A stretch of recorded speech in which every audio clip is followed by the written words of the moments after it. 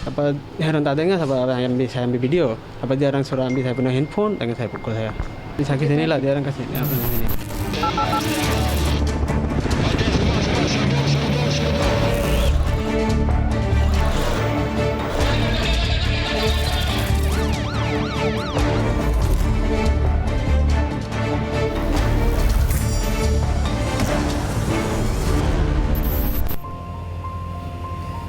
Assalamualaikum dan salam sejahtera. Anda sedang menonton 999, edisi terakhir bagi tahun 2021.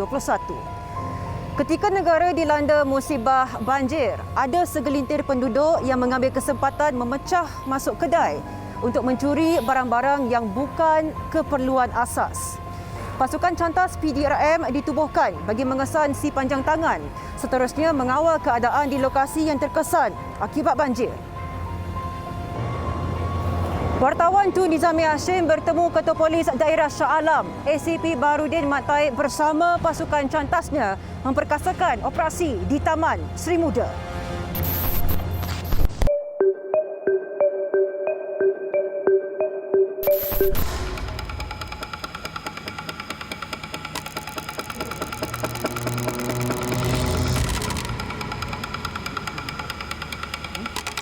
Dalam keadaan gelap gelita, pasukan polis meredah sampah sarap yang masih bertaburan di atas jalan akibat banjir bagi memburu si panjang tangan.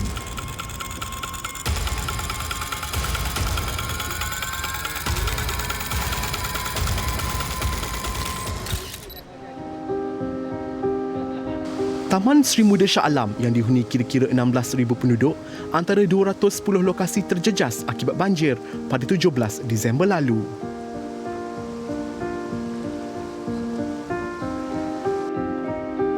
Jabatan Bomber dan Penyelamat Malaysia, Polis Diraja Malaysia, Angkatan Tentera Malaysia, Angkatan Pertahanan Awam Malaysia dan Agensi Pengurusan Bencana Negara antara badan utama yang dikerah untuk menyelamatkan mangsa-mangsa banjir.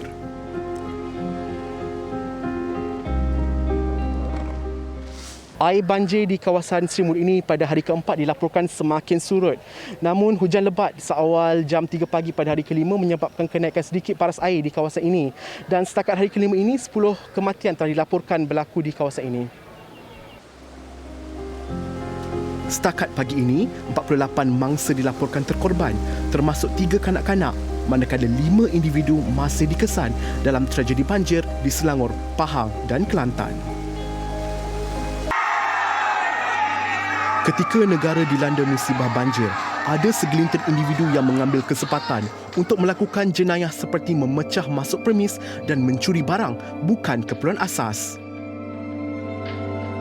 Menurut Ketua Polis Negara, Tan Sri Akril Sani Abdullah Sani, pihaknya telah membuka 13 kertas siasatan dan 43 suspek telah ditahan termasuk 3 wanita.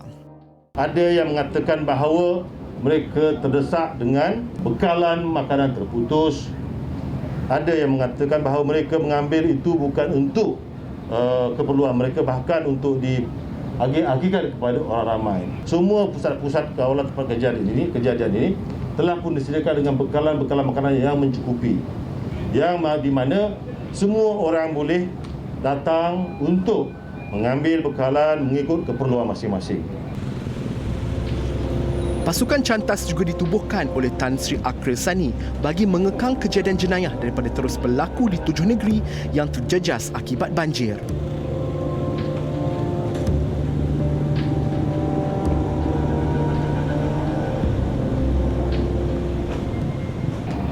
PDRM juga telah meletakkan sejumlah 30 tim cantas melibatkan 120 anggota, pegawai dan anggota bagi tujuan untuk memastikan bahawa kejadian-kejadian sedemikian tidak lagi berulang.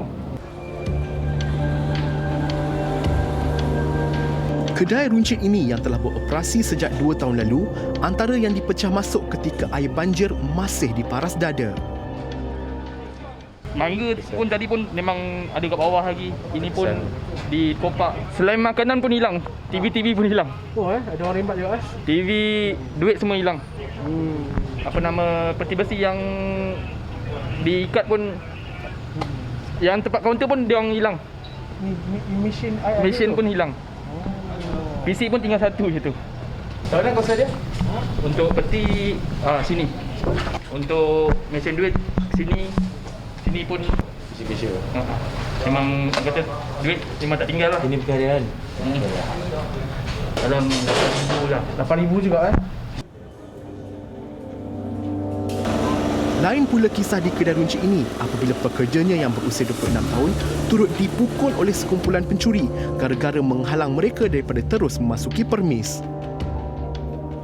Dia orang datang, dia orang nak buka, saya cakap jangan buka, ini dia orang picah lah, macam hantam kasih semua, kasih buka lah. Lepas saya cakap jangan buka lah, tolonglah.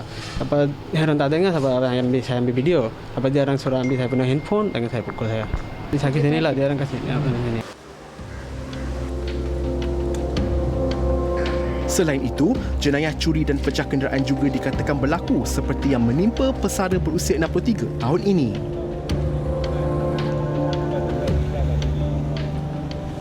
Hari ini saya datang, dari sana saya nampak cermin semua pecah. Dia punya roofing semua sudah kena hancur. Tu semua dia kena hancur macam tu. Macam dia lah. Bukan sebab banjir pecah ni.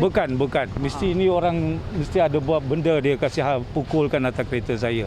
Ini bukan orang langgar ke apa, tak ada. Kalau langgar pun tepi Tapi tepi semua selamat, tak ada apa-apa. Itu dia pukul dari sini. Dinding semua dia pukul. Sekarang saya kena tunggulah dia punya towing tu. Saya tengah telefon, dia kata orang insurans yang paling dulu itulah saya kena tunggu kawan Dia sampai baru kena bawa towing lah. Pihak polis turut menyiasat pemandu-pemandu lori tunda yang datang ke kawasan ini bagi mengelak kes kehilangan kenderaan.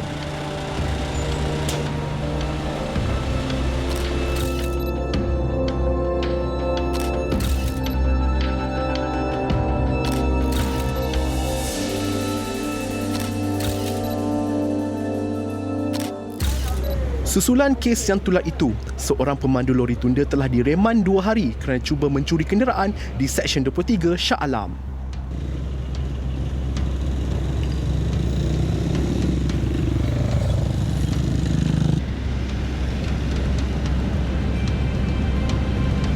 Sementara itu, gelagat pemandu lori tunda untuk menarik kereta milik lelaki kurang upaya yang bisu ini mencurigakan pihak berkuasa.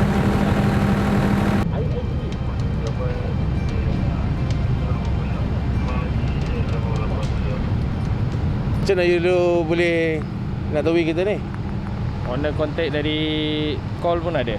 Dua-dua sekali lah. Mana call dia tak boleh cakap. Dia memang ada adik dia call saya dulu. Okay. Lepas tu kita So ni nak bawa pergi mana kereta ni? nak bagi Sentosa Kelang. So dia akan ikut sekali lah. Ikut So make sure yang dekat tempat betul lah. tempat yang betul lah. Rondaan yang dilakukan oleh pasukan cantas dilakukan secara 24 jam, khususnya di kawasan hotspot yang dilaporkan berlakunya kejadian pecah permis. Gelap gelita.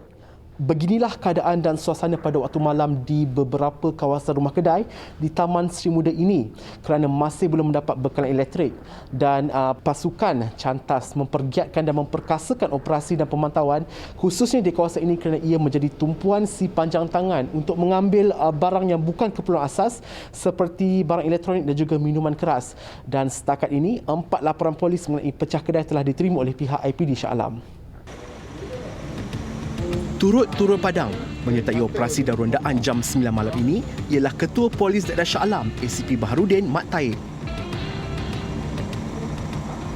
Bila kita nampak rumah yang gelap-gelap macam ni, kita kena buat rondaan. Kita ingin mencegah supaya kes-kes pecah rumah tidak berlaku. Dan kita juga melihat kenderaan-kenderaan ditinggalkan di tepi jalan. Kita berharap dengan adanya tim cantas di lapangan, kita boleh mencegahlah. Saya telah menggerakkan MPV saya, petrokar saya ke lokasi-lokasi. Sebab sebelum ni MPV tak boleh masuk.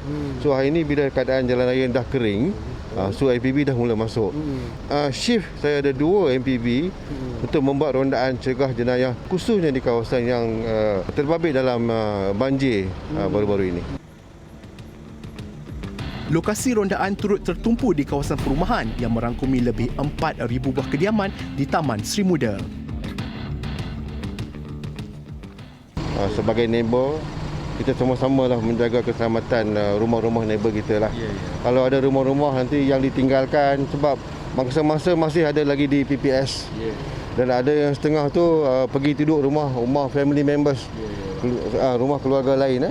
So dia orang tinggal rumah. So rumah-rumah ni kita khawatir. Takut orang lain pecah rumah. Kereta-kereta pun ditinggalkan, takut nanti kereta pun hilang. Bersama-sama dengan pihak polis untuk membantu kita orang. Tapi hari tu ada 5 orang datang ke sini. Dia suluh dekat Kimin ni. Dia orang nak tengok ada apa barang-barang dalam. Hargalah. So kita orang bila dekat sulung, dia orang tunduk dah pergi dekat belakang lagi dah. ACP Baharudin juga berharap agar penduduk yang telah kembali ke kediaman mereka untuk menjadi mata dan telinga pihak polis dalam mengekang jenayah di taman perumahan ini. Berdasarkan kepada rondaan kita pada malam ini, keadaan dapat tenang, aman dan terkawal. Kita telah juga menggunakan elemen-elemen masyarakat untuk bersama-sama dengan pihak polis dalam mencegah jenayah. Maksud di sini, kalau ada lah aktiviti-aktiviti yang mencurigakan, please inform pihak polis, untuk pihak polis dengan ramai yang ada di lapangan ni boleh ke lokasi untuk membantu masyarakat, insyaAllah. Individu yang memecah masuk premis dan mencuri harta benda milik mangsa banjir akan diburu pasukan cantas dan seterusnya dihukum mengikut perundangan sedia ada. Laporan Tun Hizami Hashim, 999. Ni gaya ni nak lari kepung tu. Ni. Semuanya pakai baju hijau.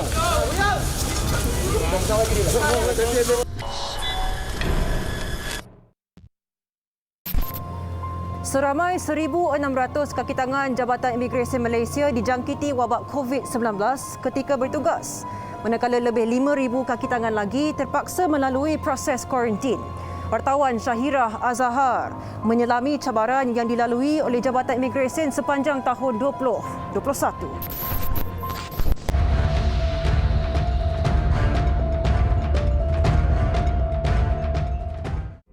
Isu pendatang asing tanpa izin menjadi fokus utama Jabatan Imigresen Malaysia.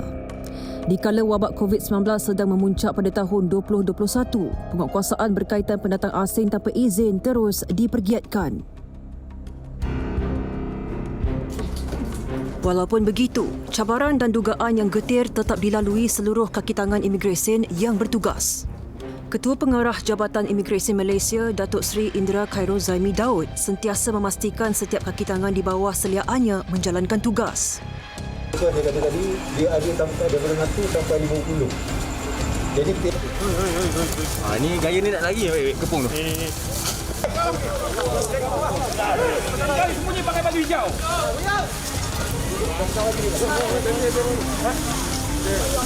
Operasi penempatan haram dilihat menjadi tumpuan pasukan imigresen pada tahun 2021. Ini kerana kebanyakan penempatan haram yang didiami warga asing dibina dalam keadaan yang tidak selamat. Malah tindakan ini dikatakan mampu menjadi punca penularan wabak COVID-19.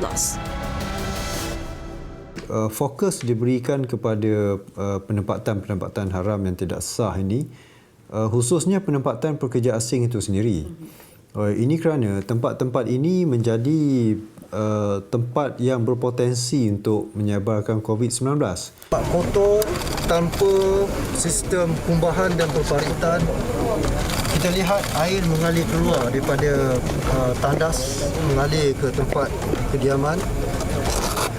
Inokfek disambung dengan cara yang tidak sah dan bekalan air juga diperolehi secara sambungan yang tidak sah. Mereka mandi, mereka makan dan mereka tidur di dalam satu tempat yang amat kotor.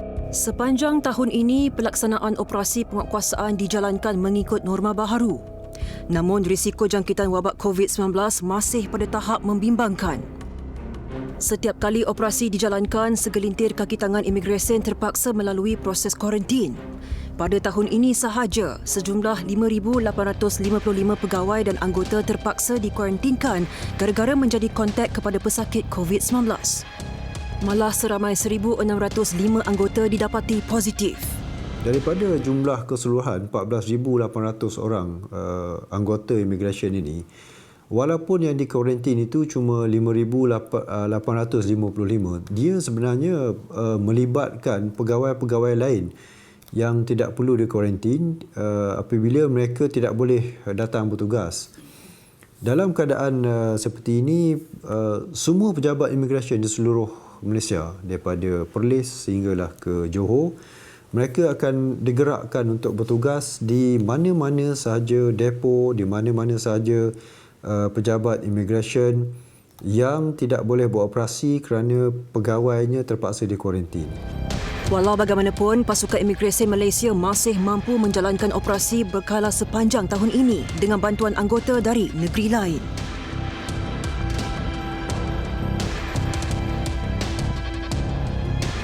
Malah, melalui pembukaan dan tambahan depo atau pusat tahanan sementara yang baharu, pihak imigresen berjaya menangani isu lambakan tangkapan pendatang asing tanpa izin. Masuk ke sini. Mana cop masuk? Tak ada. 2017 tak ada. Ni last. So boleh duduk Malaysia lah. Boleh duduk Malaysia lagi. Sekarang 2021, 4 tahun dah ni. Ya. Jadi tak ada lah. Okey. Sini. Pada tahun ini juga, Jabatan Imigresen Malaysia menjalankan program rekalibrasi pulang. Program ini berjaya menarik perhatian warga asing untuk pulang ke negara asal.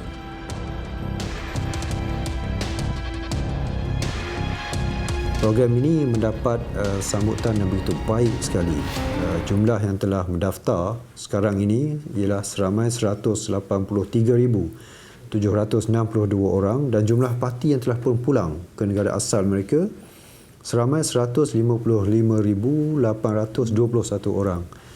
Dan imigresen telah berjaya mengutip kompaun sebanyak 88,584,000 ringgit daripada program rekalibrasi pulang ini.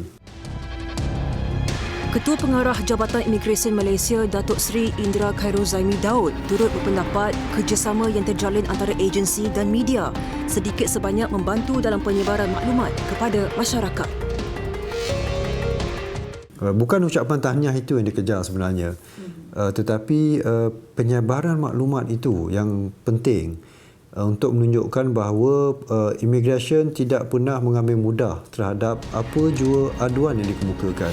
Pihak imigresen juga berharap kerjasama ini akan diteruskan di samping menjaga keamanan negara daripada ancaman anasir luar. Tahun 2021, tahun yang mencabar. Tetapi cabaran itulah yang menjadi tunjang semangat untuk seluruh pasukan imigresen menjalankan tugas. Laporan Syahirah Azhar 999. Kau dah salah, kami dah tahan kapal ni. So you kena ikut kami punya prosedur, standard of procedure. Kalau betul engkau nak menghalang saya pada ni, kami boleh cas anda you menghalang pejabat awam. Penutupan sektor utama termasuk perkapalan akibat pandemik COVID-19 tidak mengekang pasukan APMM daripada terus menjalankan penguatkuasaan di laut. Malah kawalan sepadan laut terus diperketatkan menerusi beberapa siri operasi. Bagi operasi Jangkar Haram, APMM berjaya menahan sebanyak 97 buah kapal sepanjang tahun ini. Ikuti perinciannya bersama wartawan Syahirah Azhar.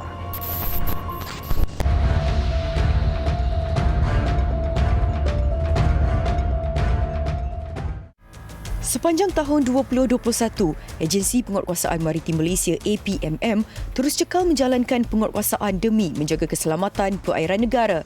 Seramai 430 pegawai dan anggota penguatkuasa APMM dijangkiti COVID-19 dengan 2 kematian telah direkodkan. Menurut Ketua Pengarah Agensi Penguatkuasaan Maritim Malaysia, Laksamana Maritim Datuk Zubil Matsum, pihaknya terpaksa menukar strategi penguatkuasaan berdasarkan norma baharu. Kita tak boleh naik kapal dan bercakap dengan bebas. Jadi kita buat satu SOP yang mana sebahagian besarnya daripada SOP ini pemeriksaan dilakukan dengan cara komunikasi radio ke radio lah.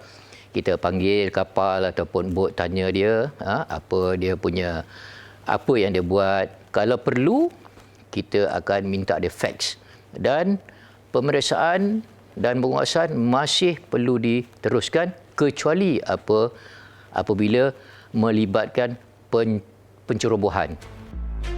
Terdapat beberapa siri operasi yang telah dijalankan pada tahun ini demi menjaga keselamatan perairan negara. Antaranya ialah operasi Jangkar Haram yang turut menjadi tumpuan pihak APMM. Ekoran daripada penutupan sektor utama termasuk sektor perkapalan, sindiket ini dilihat melakukan helah dengan bersauh secara haram atas alasan tidak mahu dikenakan bayaran. Kau dah salah, kami dah tahan kapal ni. So you kena ikut kami punya prosedur, standard of procedure. Kalau betul engkau nak mengalang saya bodoh ni, kami boleh cas anda you mengalang pejabat awam. Sehingga 15 Disember tahun ini, Op Jangkar Haram telah merekodkan tangkapan sebanyak 97 buah kapal yang melakukan kesalahan bersauh secara haram. Daripada jumlah itu, 79 buah kapal telah didenda melalui pendakwaan di mahkamah. APMM turut memperketatkan kawalan sempadan laut daripada dicerobohi pendatang asing tanpa izin parti. Walaupun dalam keadaan apa tu macam tu, sekiranya kita miss di laut, dia dapat lepas di laut, kalau kita kesan di awal, kita akan maklumkan anggota-anggota yang tim di darat juga. Maknanya tidak senang untuk parti ni bolos. Sebanyak 61 kes penyeludupan parti melibatkan 377 orang dengan pelbagai warga negara berjaya dipatahkan. Weh, perempuan tadi mana tu? Ambil perempuan tu dulu!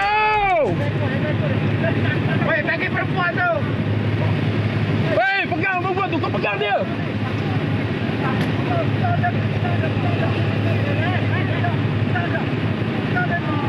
Weh, suruh! Yang mana tadi? Weh, perempuan tu! Ambil dia! Pada tahun ini juga, sebanyak 105 bot nelayan asing berjaya ditangkap dengan 898 kru pelbagai warga negara ditahan. Nilai rampasan mencecah 158 juta ringgit. Ini antara kejayaan terbesar pihak APMM. Kita masih fokus pencerobohan bot nelayan asing ni. Masih menjadi fokus kepada APMM.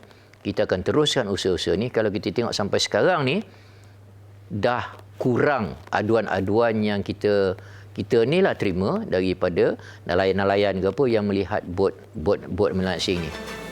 Penguatkuasaan yang lebih ketat akan dipergiat dan dipertingkatkan pada tahun hadapan. Keamanan dan kedaulatan perairan negara akan kekal menjadi keutamaan APMM. Laporan Syairah Azhar 999. Penggunaan kamera EAC dan pengeluaran saman tanpa sekatan jalan raya menjadi strategi terbaharu penguatkuasaan JPJ 2021. Tujuannya hanya satu, bukan untuk menghukum tetapi demi kesedaran pengguna jalan raya. Peratusan Perception of Being Caught atau POBC menjadi agenda utama bagi Jabatan Pengangkutan Jalan. Wartawan Haris Farah Alex bertemu pengarah bahagian penguatkuasa JPJ, Datuk Lokman Jamaan, bagi mengupas strategi yang digunakan sepanjang tahun 2021.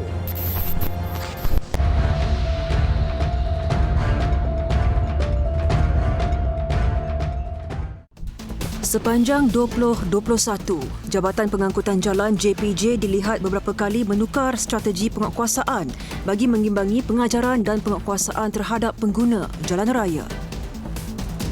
Ini termasuk Ops Merah yang dilancarkan di seluruh negara pada Oktober lalu semata-mata untuk menambah kesedaran kepada pengguna motosikal ketika melalui jalan-jalan utama maupun kawasan perumahan.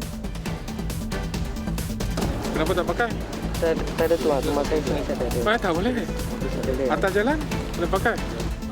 Pengarah bahagian penguatkuasa Jabatan Pengangkutan Jalan Datuk Lokman Jamaan menganggap peratusan kemalangan maut membabitkan penunggang motosikal mampu dikurangkan berbanding 60% yang direkodkan pada tahun ini.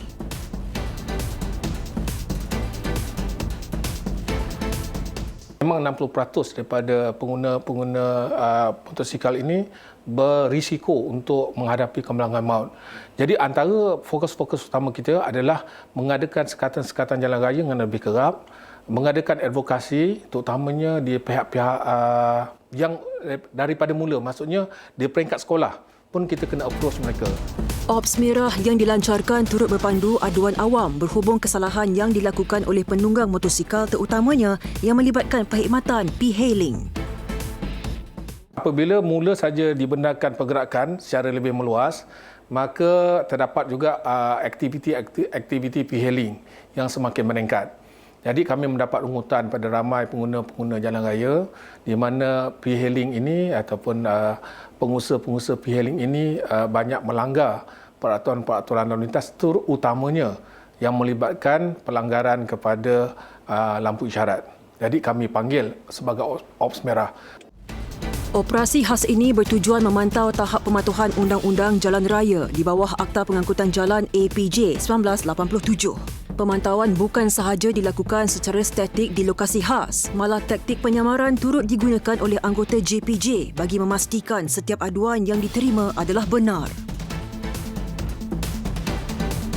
2021 Transformasi pasukan penguatkuasa JPJ turut berubah kepada pengeluaran saman secara elektronik.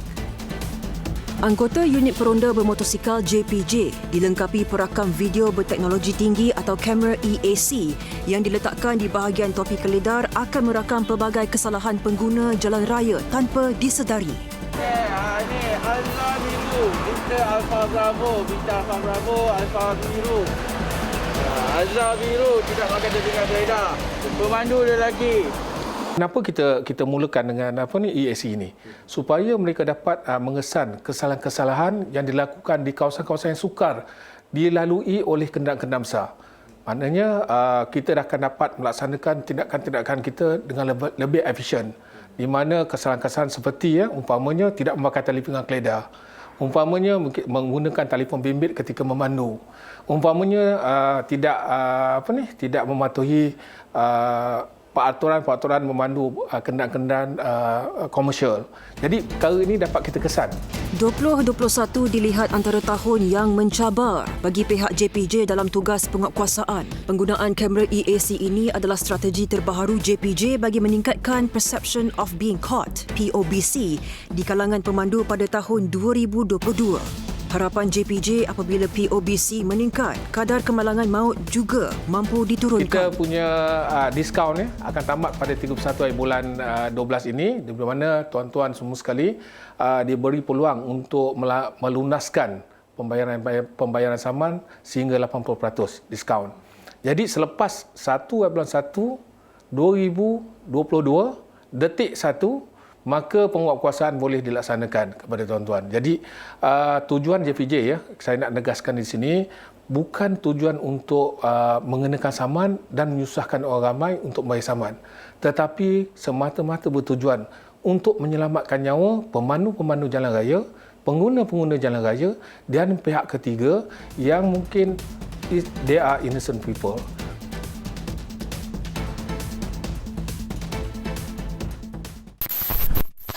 Dia bertanya, kau buat apa je? Buat projek. Itu saya cakap, kurang ajar kau, cakap kan. Tahun 2021 bakal melabuhkan tirai. Sepanjang tahun ini, pelbagai kes jenayah yang telah berlaku termasuk pembunuhan, penculikan, penderaan fizikal dan juga seksual. Setiap kegiatan jenayah pasti ada hukumannya untuk dijadikan iktibar dan juga pengajaran.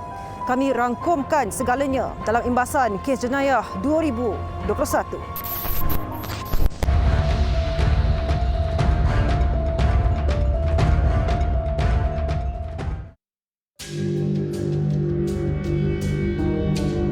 Negara dikejutkan dengan satu video tular memaparkan seorang kanak-kanak kurang upaya dikenali sebagai adik Bella yang tangan, dada, leher dan pahanya melecur dipercayai akibat didera.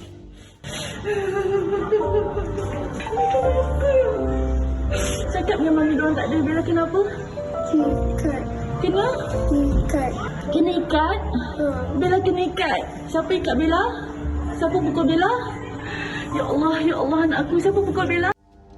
Susulan itu, pengasas rumah bonda Siti Bainun Ahmad Razali didakwa di Mahkamah Seksyen Kuala Lumpur atas pertuduhan mengabaikan mangsa yang berada di bawah jagaannya.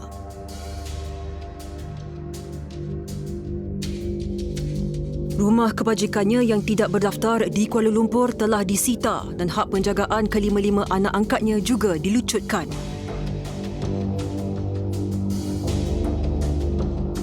Adik Bella kini ditempatkan di Taman Sinar Harapan Tuanku Ampuan Najihah, Negeri Sembilan.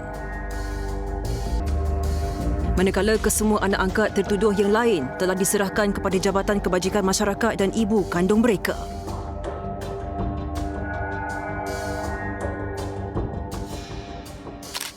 Selain itu, penderaan seksual ke atas haiwan juga dilaporkan berlaku apabila seorang lelaki warga emas tergamak merogol seekor kambing sehingga mati di Hulu, Selangor. Kita di dalam rumah masa itu tengah tengok TV, menonton TV. Kedengaran bunyi kambing yang luar biasa. Tak seperti selalu macam bunyi tersepit ke, macam meminta tolong. Lepas tu saya pergi turun bawah, turun dari rumah, pergi tengok untuk buat pemeriksaan. Suspek lah, sedang duduk. Kemudian saya bertanya, kau buat apa je? Dia cakap, buat projek. Itu saya cakap, kau ajar kau, cakap kan. Aku ambil gambar ya, aku nak report polis.